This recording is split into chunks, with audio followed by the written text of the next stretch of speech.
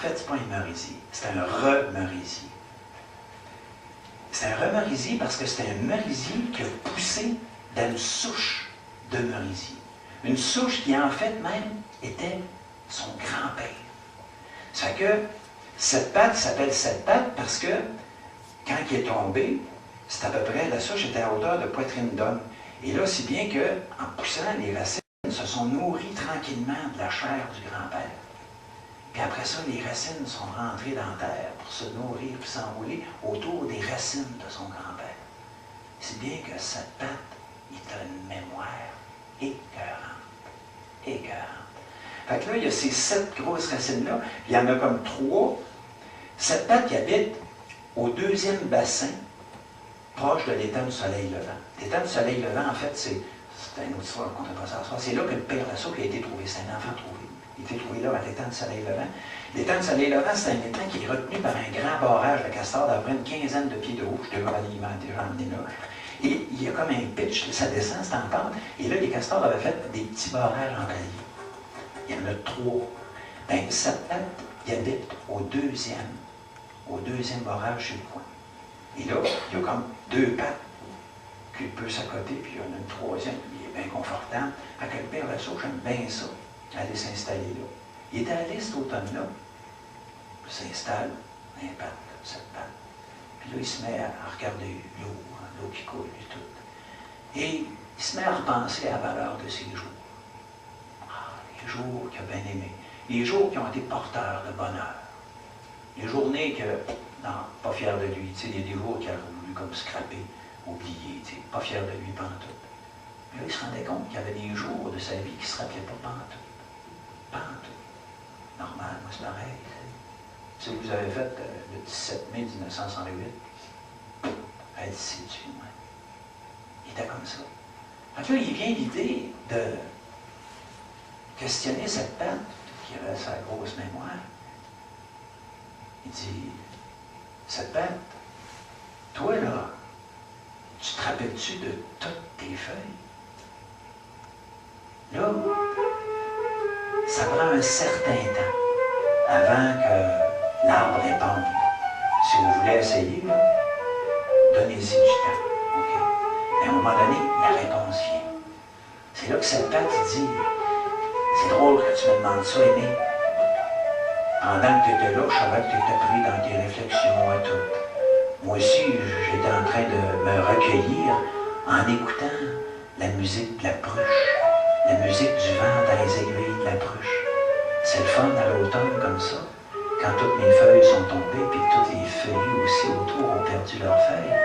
J'entends la musique de la pruche en solo. Mais veux pas, ça me fait penser à toutes les feuilles que j'ai eues.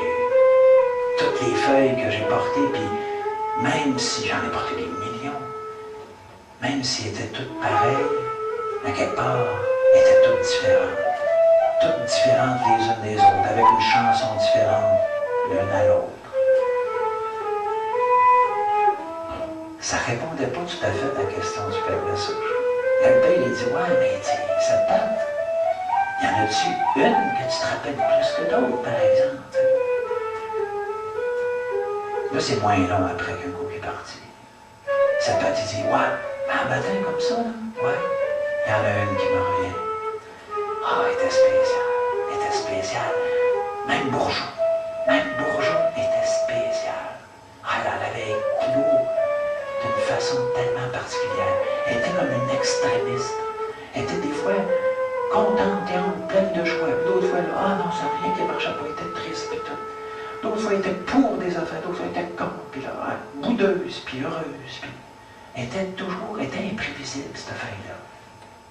Par contre, il y a quelque chose qu'elle faisait, qu'il n'y a jamais, une autre de mes feuilles n'a jamais fait, c'est qu'elle avait une capacité de jouer avec la lumière comme aucune autre n'a jamais fait. Ah! Tellement qu'elle est restée verte tout le temps. Tout le temps. Il n'était pas question pour elle de jaunir. Pendant que j'ai commencé à perdre des feuilles. Ah! Oh non, pas question, non, jaunir, jamais. Jaunir, c'est mourir, il n'y a pas question. Elle était verte, elle était belle. Elle jouait avec la lumière du soleil, avec la lumière de la lune. À un moment donné, elle avait pris une goutte de rosée.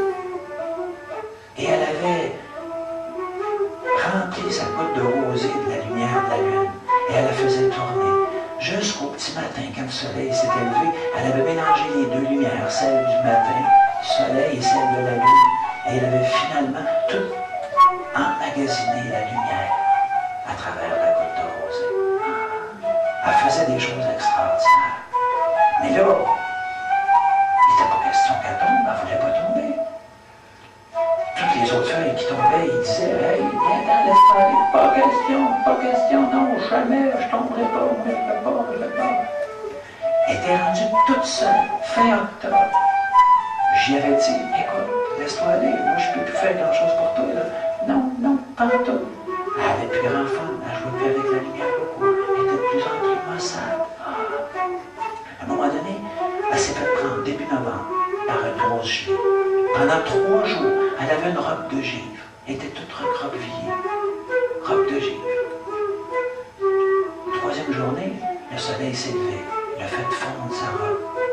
Et là, elle est restée toute recroquevillée. Son verre n'était plus tellement tendu, il était plutôt un verre tendu. Et là, je l'ai entendu soupirer.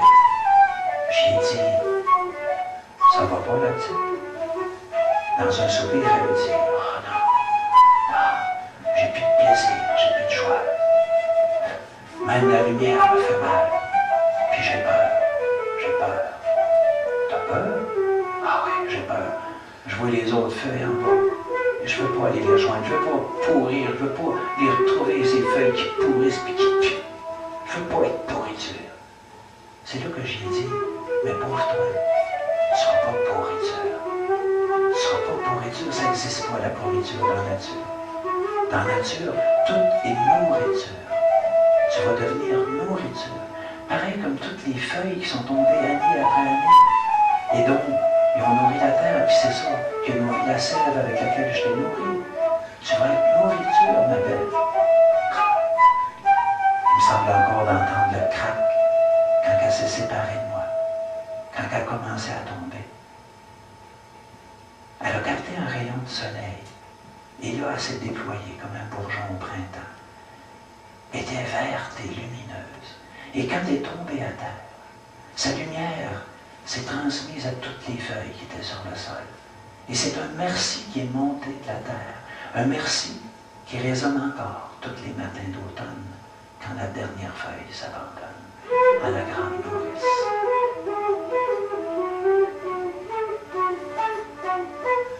Le silence est retombé au dos du Père Lassouche puis de septembre.